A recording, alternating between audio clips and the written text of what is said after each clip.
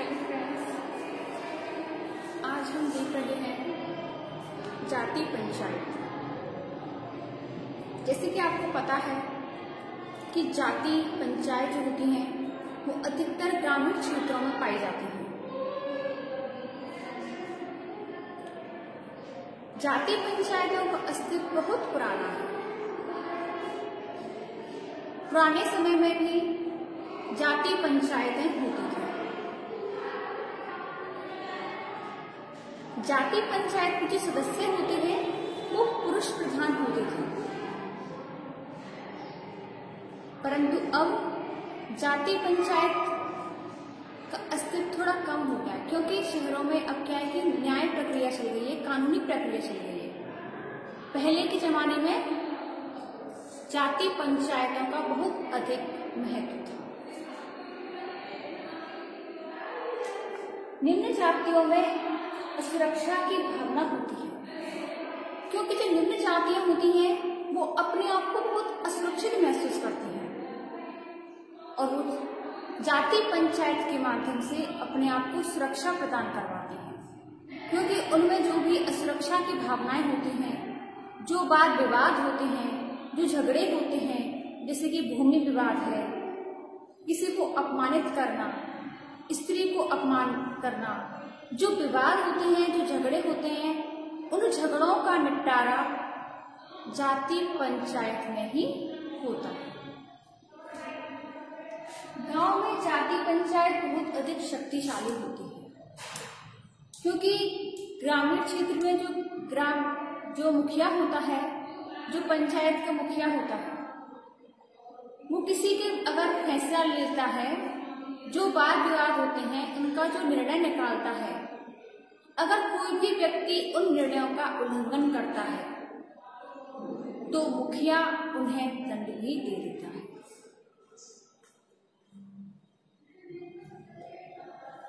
पहले अधिकतर संयुक्त परिवार होते थे। संयुक्त परिवार में जो सबसे अधिक बुजुर्ग व्यक्ति होता था वही परिवार का मुखिया होता था। संपूर्ण परिवार का नियंत्रण भी उसी के हाथों में होता। संयुक्त रूप से उनकी प्रॉपर्टी होती थी, जमीन जायदाद जो भी थी, सामूहिक रूप से कार्य करते थे। जो भी खर्चा होता था वह भी सामूहिक रूप से होता था, और जो भी उनकी आमदनी का जरिया होता था, चाहे खेती करके, व्यवसाय करके या फिर नौकरी पेशा करके, कैसे भी जो उनका आमदनी का जो जरिया होता था वह भी एक सामूहिक कोष में जमा होता था।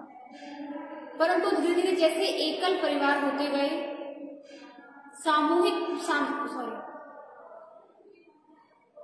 जॉइंट फैमिली जैसे विघटित होती गई, संयुक्त परिवार को जैसे जैसे विघटन होता चला गया, वैसे ही उनका वजन जाति पंचायतों पर पड़ता चला गया। क्योंकि पहले परिवार के जो मुखिया था वही अपने परिवार की बागडोर संभाल के रखा था, परंतु जैसे संयुक्त परिवारों का विघटन हुआ तो उस सामाजिक व्यवस्था को बनाए रखने के लिए, उन पर नियंत्रण रखने के लिए जाति पंचायतों ने अपना ढांचा संभाला। उनका मोर्चा जाति पंचायतों ने संभालना शुरू कर दिया और उनको सुरक्षा प्रदान करना शुरू कर दी। जो भी समस्याएं होती थी वो जाति पंचायतों के अंतर्गत सॉल्व करने लगे। उन विवादों का निपटारा भी जाति पंचायत के अंतर्गत होने लगा। संयुक्त परिवार में जब विघटन होने लगा तो जब कोई बीमार व्यक्ति हो, चाहे कोई वृद्ध व्यक्ति हो, चाहे कोई विधवा स्त्री हो, तो पहले संयुक्त परिवार में उन सभी का आसानी से कार्य होता था। जैसे वृद्ध व्यक्ति की सेवा करनी है, विधवा कोई महिला है, किसी की शादी हो गई लेकिन विधवा हो जाती है कोई बहन बेटी, तो उनको माइनॉरिटी रहने की स्वतंत्रता थी। कोई बीमार व्यक्ति हो तो उसकी देखभाल करना, ये सभी कार्य पहले क्या है, संयुक्त परिवार करते थे। लेकिन जैसे संयुक्त परिवारों का विघटन होता चला गया तो ये पूरा भार जो है जाति पंचायत पर आ गया और जाति पंचायत में इन सब का निर्णय लेने लगे।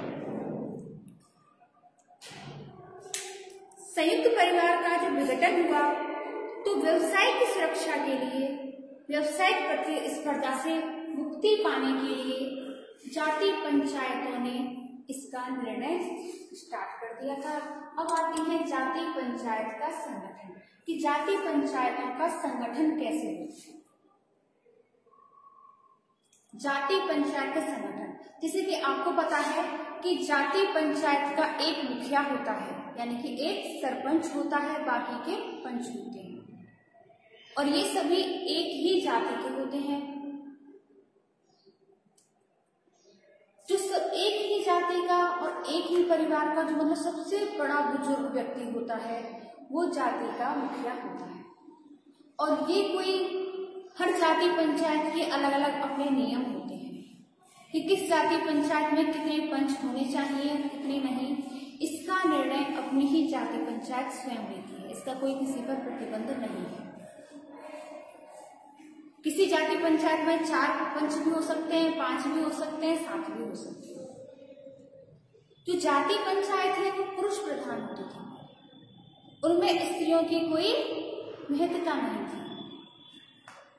जातियों जो पंचायत होती हैं उनमें पुरुष ही प्रधान होते हैं। जो समस्या, जो विवाद होते हैं उनका निपटारा पुरुष ही सुनते थे और पुरुष ही उनका समस्याओं का समाधान करते थे।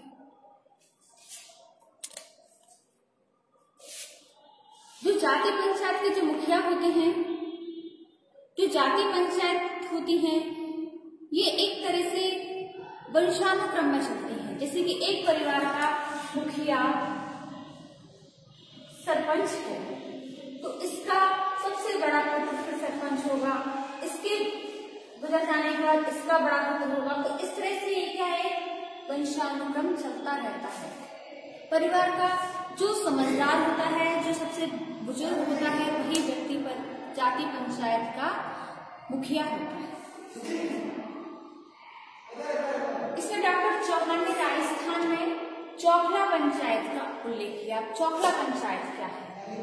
जो कई गांव होते हैं, बहुत सारे गांव मिलकर एक चौखले का निर्माण, बहुत सारे गांव मिलकर एक चौखले का निर्माण करते हैं और इन चौखलों पर सभी विवादों का निपटारा होता है। जैसे कि किसी ब्राह्मण का अपमान कर देना, किसी स्त्री का अपमान करना,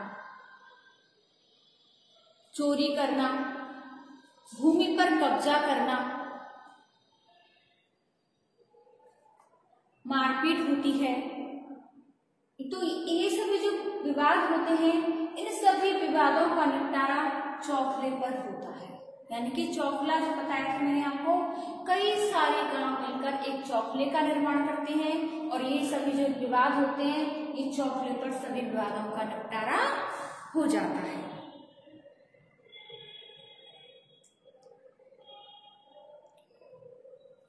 इसमें जो एक जाति होती है, इसके देख रेख में जो सभी कार्य होते हैं, जो सुरक्षा की भावना होती है, इन सभी कार्यों का, इन सभी विवादों का निपटारा चौखले के स्तर पर होता है।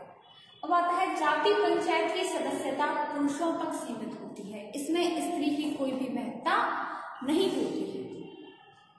जाति पंचायत में जितने भी पंच होंगे, सरपंच होंगे, उनमें पुरुष ही प्रधान होते हैं, स्त्रियों की कोई महत्ता नहीं होती है।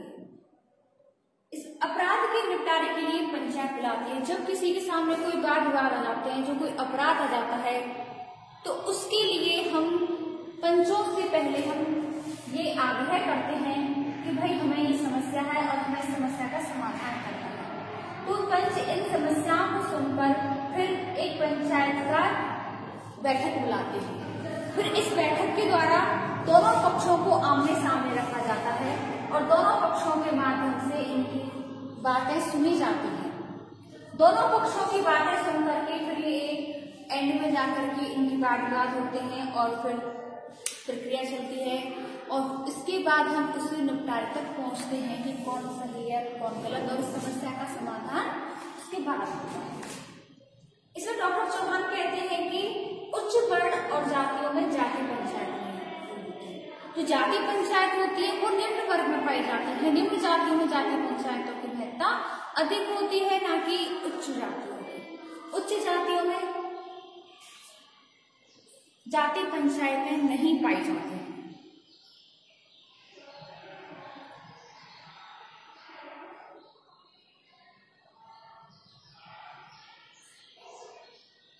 जो जाति पंचायत होती है, जो उच्च वर्ग के लोग होते हैं, जाति पंचायतों को निम्न वर्ग के समूहों का संस्था कहते हैं। जाति पंचायत को निम्न वर्ग की संस्था कहते हैं। और इस संस्था के अंतर्गत विधवा पुनर्विवाह, विधवा विवाह, इससे संबंधित के झगड़े जो होते हैं, इन वर्गों में उच्च वर्ग के लोग अपना नहीं करते हैं, अपना वाद की शक्ति को जाति पंचायत तक नहीं लेकर आते हैं। अब आते हैं हमारे जाति पंचायत के कार्य। पहला है जाति की सामाजिक स्थिति बनाए रखना एवं ऊंची उठाने का प्रयास करना। जो भी हमारी जाति की सामाजिक स्थिति होती है, उसको जाति पंचायत के लोग हमेशा ऊंची उठाने का प्रयास करते हैं और ऊंची उठाने का प्रयास करते हैं। वो चाहते हैं कि हमारे समाज में जो हमारी स्थिति है, जो हमारी जाति की स्थिति है, हम उसे और ऊंचा उठाने का प्रयास करें और कोशिश करते रहें कि कोई भी अवसर आने पर संगठन या आंदोलन के द्वारा ऊंची उठाने का प्रयास करें। अब आती है शिक्षा की व्यवस्था। जाति पंचायत शिक्षा की व्यवस्था भी करती है।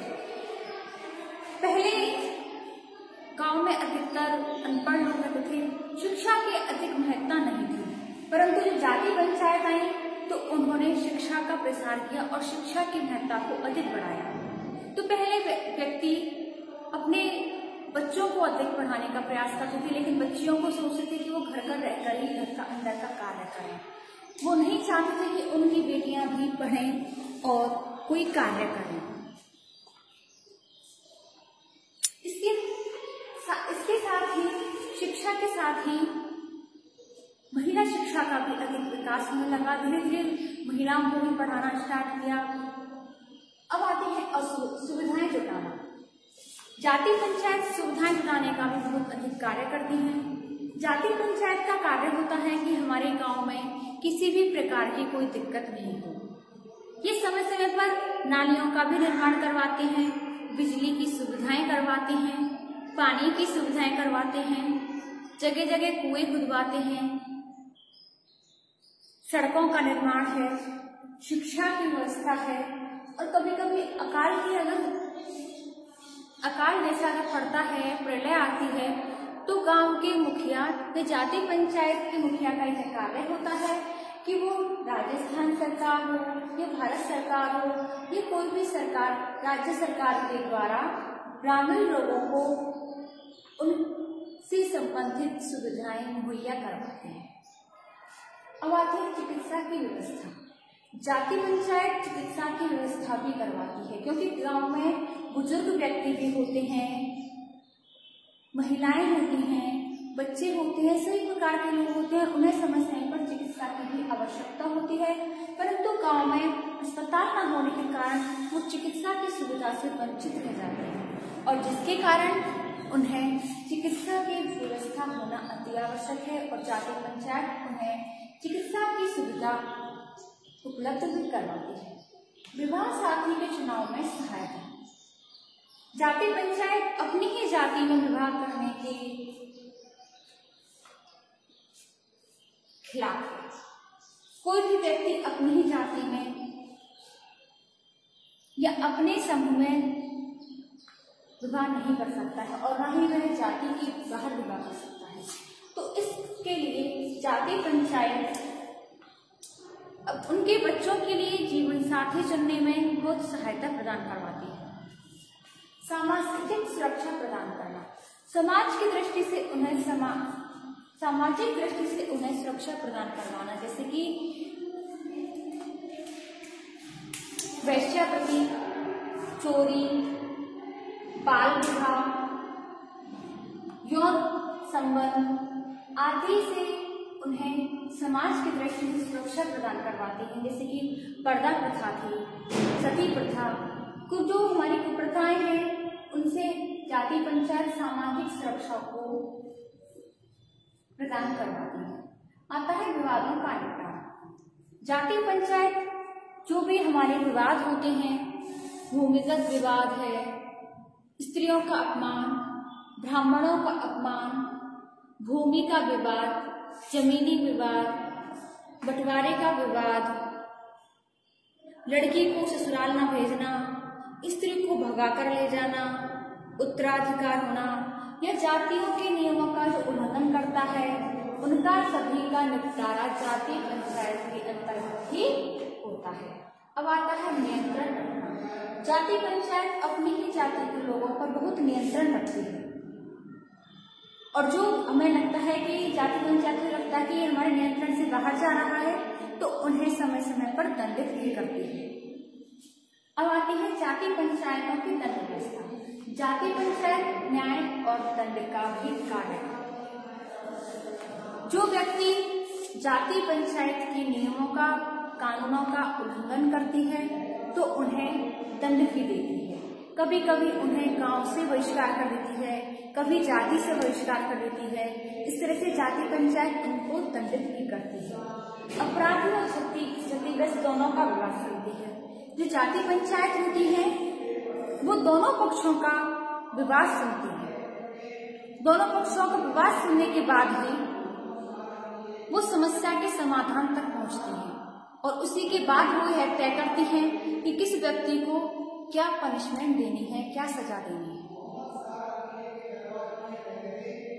जाति पंचायत के अंतर्गत जो व्यक्ति जिस तरह से कार्य करता है उसे उसी के अनुसार सुविधाएं मुहैया करवाती हैं, और जो व्यक्ति उनके नियमों का उल्लंघन करता है उसे दंडित भी समय समय पर किया जाता है। तो स्टूडेंट्स, आज के लिए बस इतना ही। इससे आगे हम देखेंगे अपनी नेक्स्ट वीडियो।